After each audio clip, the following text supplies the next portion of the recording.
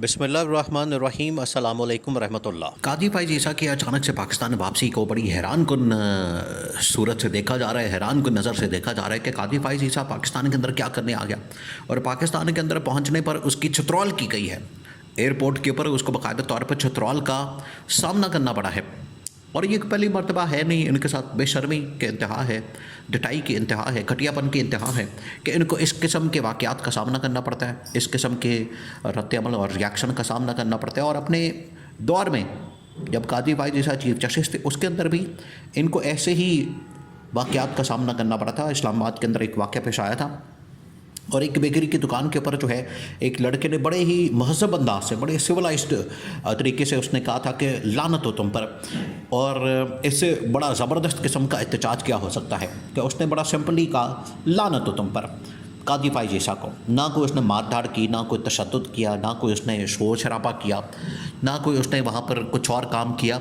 उसने ये लानत भेजी थी और पूरे पाकिस्तान के दुनिया के अंदर वो चीज़ वायरल हो गई।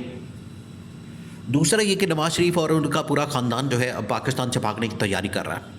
और पाकिस्तान से भागने के लिए जो इनका अब तरीका इस्तेमाल किया जा रहा है वो ये कि ये उम्र के बहाने पाकिस्तान से निकले और फिर उसके बाद लंदन भाग जाए। नवाज़ शरीफ पहले पाकिस्तान से भागना चाहता है, उसको पता है पाकिस्तान के अंदर मेरी कोई वक़्त नहीं, औकात नहीं, पाकिस्तान के अंदर मेरी कोई हैसियत नहीं, पाकिस्तान के अंदर अब मेरी कोई हैसियत नहीं बची, तो मैं दौड़ जाऊँ।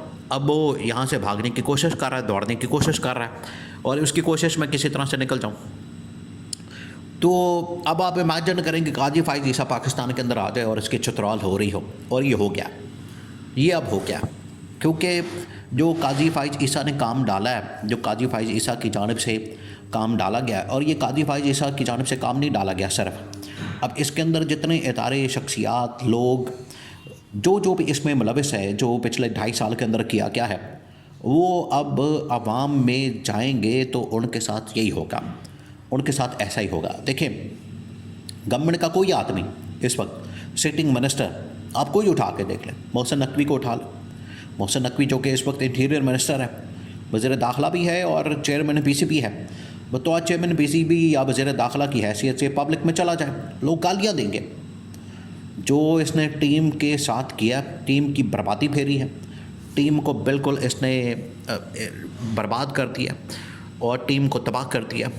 वो पहले चैम्पियंस ट्रॉफ़ी के अंदर नाकामी, फिर उसके बाद अब उसके दौर के अंदर हमले, मोहसिन नकवी चला जाए। इसी तरह से वज़ीर दफ़ा ख्वाजा आसिफ हर वक्त कहानियाँ सुनाता रहता है, फ़िल्में चलाता रहता है और उसकी कहानियों की ना कोई सिर है ना पैर होता है। इसी तरह से जो अता तारड़ है, तलाल चौधरी है, और उसके बाद इनकी राना सनाउल्लाह है, और अभी इन्होंने एक नया बंदा भर्ती कर लिया, परवेज़ खटक। यानी आप कोई एक बंदा उठा के देख लें, आपको उनका कोई सिर पैर नज़र नहीं आएगा। और कहानियाँ सुनाते नज़र आएंगे, फिरते फराते नज़र आएंगे, ड्रामे फिल्में चलाते नज़र आएंगे। उनकी कोई आपस में बात के अंदर कोई रब्त, कोई नज़्म ज़ब्त और आपस में इनका कोई ताल्लुक़ वास्ता नज़र नहीं आएगा। और ये इतनी इनकी ये हैसियत नहीं है, वक़्त नहीं है, इतनी इनकी औकात है कि ये पब्लिक में नहीं जा सकते, आज अवाम में नहीं जा सकते। जाएंगे तो लोग चतरौल करेंगे। और ये पिछले 2.5 सालों से जो इन्होंने बोया, आज वो काट रहे। ये बड़ा मशहूर मुहावरा है, हर कोई जानता है कि इंसान जो करता है वही उसके साथ होता है, जैसा करोगे वैसा भरोगे। तो अगर आप किसी के साथ बुराई करेंगे तो आपके साथ बुराई होगी, अगर आप किसी के लिए अच्छा सोचेंगे तो फिर आपके साथ अच्छा होगा।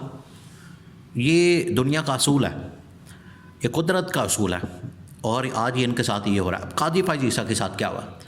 काजी फाइज ईसा पहुंचा उधर एयरपोर्ट के ऊपर और जैसे पाकिस्तान के अंदर लैंड की, दरअसल ये पीछे नवाज़ शरीफ का फिर से वही डंडा, नवाज़ शरीफ ने उंगल दी हुई है और वो कोशिश कर रहा है कि काजी फाइज ईसा को यहाँ पर फिर से एडजस्ट किया जाए, क्योंकि रौला बना हुआ है चीफ़ इलेक्शन कमिश्नर की तैनाती का।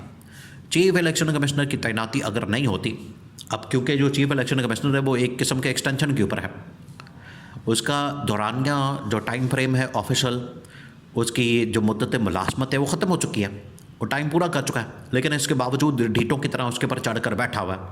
तो जितनी देर तक वो बैठा रहेगा वो एक गैर आइनी और गैर कानूनी चीफ़ इलेक्शन कमिश्नर है, जो ये सिकंदर सुल्तान राजा, जिसने पिछले 2.5-3 साल से जो सारी वारदातें डाली हैं, तो अब उसकी जगह रिप्लेस करने के लिए ये कहा जा रहा है कि हम ले आए इसको काजी फाइज ईसा को। काजी फाइज ईसा को लगाते हम चीफ इलेक्शन कमिश्नर। ये भी पीछे असल में फरमाइश किसकी है? फरमाइश है नवाज शरीफ की। नवाज शरीफ चाहता है कि एक बार फिर से इसको लाया जाए, और क्योंकि नवाज शरीफ को इस चीज़ का ख़तरा मौजूद है, ये वहाँ पर आज भी खदशा मौजूद है। डॉक्टर यास्मीन राशिद ने जेल से बैठकर जिस तरीके से नवाज शरीफ को उसके हल्के में नाक की लकीरें निकलवा दी, 3 मरतबा का वज़ीर आज़म। आप इसकी हालत देखें, आप इमेजिन करें, 3 मरतबा का वज़ीर आज़म, 3 मरतबा उसने वज़ारत उस्मा भुगताई है, और इससे अंदाज़ा होता है। और आवाम में वोट 0/0, कोई वोट नहीं, कोई सपोर्ट नहीं। यहाँ से आपको अंदाज़ा होता है कि हुकूमतें, वज़ारतें और वज़ीर आज़म बनना, वज़ीर आला बनना, सियासत करना, ये सारा इन्होंने इस्टेब्लिशमेंट की गोद में बैठकर छनकने के साथ खेलकर इन्होंने ये सारी सियासत की है। आज तक ये ऐसे ही करते आ रहे हैं। आज देखें, इस्टेब्लिशमेंट ने इनको साइड लाइन किया है, खोडे लाइन किया है। तो रायबन के अंदर इनके अपने घर वाले, इसका अपना दमाद बेटी, इसके अपने बच्चे, इसके अपने वहाँ पर लोग इसको अब पहचानने से इनकारी हैं, नवाज शरीफ को। ये हालत हो गई है।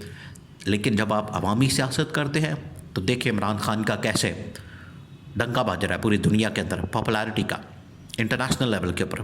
लोग मैचों के अंदर 804 की हैट पहनते हैं, टोपियाँ पहनते हैं, स्टेडियम, हर जगह के ऊपर बड़े बड़े इवेंट्स, किसी जगह कोई ऐसा मामला हो, इमरान खान का जिक्र होता है। इमरान खान के जिक्र के बगैर आज ना कोई महफिल है, ना कोई प्लेटफॉर्म है, ना कोई फोरम है, ना कोई इजलास है, ना कोई मीटिंग है।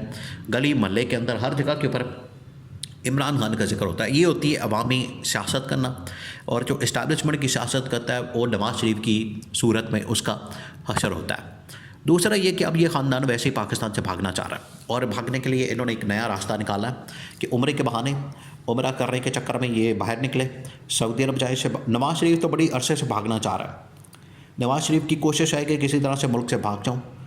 पहले इसने भागने की कोशिश की तो मरीम नवाज़ को साथ में भेज दिया गया ताकि ये भागे ना, दौड़े ना, और वापस इसको खींच के पटा डाल के लाकर यहाँ पर पाकिस्तान में दोबारा से बैठाएं, क्योंकि इसके दिमाग में अभी भी कीड़ा है। वो कीड़ा तंग करता है।